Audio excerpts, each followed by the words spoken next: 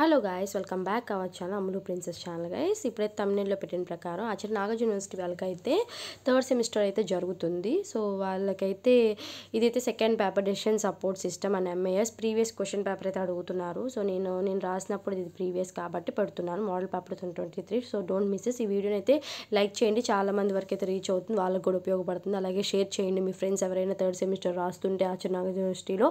So Nagarjuna university అని కాదు, చాలా మందికి అయితే ఇది ఉపయోగపడుతుంది. ఈ క్వశ్చన్స్ కూడా చదువుకోండి. ఈ సబ్జెక్ట్ అనేది చాలా మందికి కామన్గానే ఉంటుంది. సో ఇప్పుడైతే వీడియోలోకి అయితే వెళ్ళిపోదాము. సో ఇక్కడైతే చూడండి, decision support system and MIS. So degree examination October 2023 అక్టోబర్లో జరిగింది. మాకు ఇది maximum marks 70 marks. So 3 hours time ఉంటుంది. సెక్షన్ ఏలో అయితే 5 into 3 15 మార్క్స్. సో 5 questions రాయాలి, ఒక్కొక్క దానికైతే 3 marks. So 5 into 3 15 marks. So section A వచ్చి ఆన్సర్ ఎనీ 5 questions. సో ఇక్కడైతే చూసుకోండి, ఈ questions and transaction processing system, strategic information system, Simon model of decision making, non programming decision, architecture of DSS, capabilities of DSS, decision support system DSS అంటే design of database, purpose of the database, OLTP, data mining. Section B answer all questions. So section B వచ్చి 5 into 40 marks అనమాట. So 5 questions రాయాలి, each one carries 8 marks అనమాట. So ఒక్కొక్క క్వశ్చన్లో 2 ఉంటే ఏ కానీ B కానీ ఉంటుంది, మీకు ఏది నచ్చితే అది రాయొచ్చు. What are the major trends in information technology, explain in detail various types of information systems. తర్వాత explain the facility control and procedural control in IS, explain systems development methodologies, and remit the steps in designs DSS models. What are the characteristics? And next, what are the main components or layers of a typical DBMS architecture? What is primary key and a foreign key, and how do they relate to each other in a relational database? And next, what is data warehousing and why is it important in the field of data management? And next, what is the role of metadata in a data warehouse environment? And next thing, మీరు section సికి వచ్చేస్తారు. Section C is a compulsory. So కంపల్సరీగా అయితే ఈ section C అయితే రాయాలి.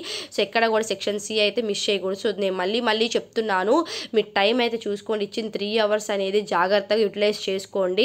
మీకు అప్పటికి సరిపోతే కానీ మీరు ఫస్ట్ అయితే మీకు ఎన్ని క్వశ్చన్స్ అయితే ఎన్ని పేపర్స్ అయితే పడతాయి అనుకుంటారు, ఫస్ట్ అయితే షార్ట్ ఆన్సర్స్ రాయకండి. ఎప్పుడైనా సరే ఫస్ట్ లాంగ్ ఆన్సర్స్ మొదలు పెట్టండి. లాంగ్ ఆన్సర్స్ అయిపోయిన తర్వాత లాంగ్ ఆన్సర్స్ షార్ట్ ఆన్సర్స్ ఒక్కొక్క పేజ్ రాయండి. ఒక్కొక్క క్వశ్చన్ ఒక్కొక్క పేజ్ 5 pages లీవ్ చేసేసుకొని సెక్షన్ సి అనేది మొదలు పెట్టేయండి. సెక్షన్ సి కంప్లీట్ చేసేసిన తర్వాత ఆ తర్వాత ఈ క్వశ్చన్స్కి అయితే వచ్చేసేయండి. 5 questions 1 పేపర్ రాస్తే సరిపోతుంది. ఓకేనా? So case studies compulsory question. మీరు కేస్ స్టడీ రాయితే కొన్నిసార్లు ఏమవుతుందంటే మీరు ఫెయిల్ అయ్యే అవకాశాలు అయితే చాలా ఉంటాయి, ఎందుకంటే వాళ్ళు కంపల్సరీ అని అక్కడ మెన్షన్ చేశారు. సో కంపల్సరీ రాయాలి మీరు అక్కడ. ఓకేనా? నాకైతే ఇలా ఇచ్చారు కేస్ స్టడీ, చూసుకోండి. అలాగే నేను దీనికి సంబంధించిన నేను ఏదైతే ప్రిపేర్ అయిన క్వశ్చన్స్, ఇంపార్టెంట్ క్వశ్చన్స్ అవైతే మీకు షేర్ చేస్తాను. మీకు ఇంట్రెస్ట్ ఉంటే ఆ క్వశ్చన్స్ అయితే ప్రిపేర్ అవ్వండి.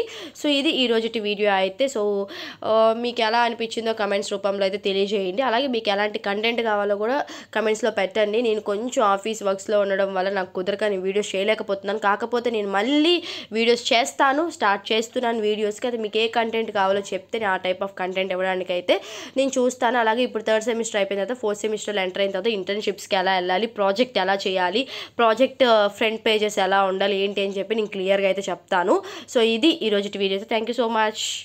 సో లైక్ చేయండి, షేర్ చేసి సబ్స్క్రైబ్ చేయండి.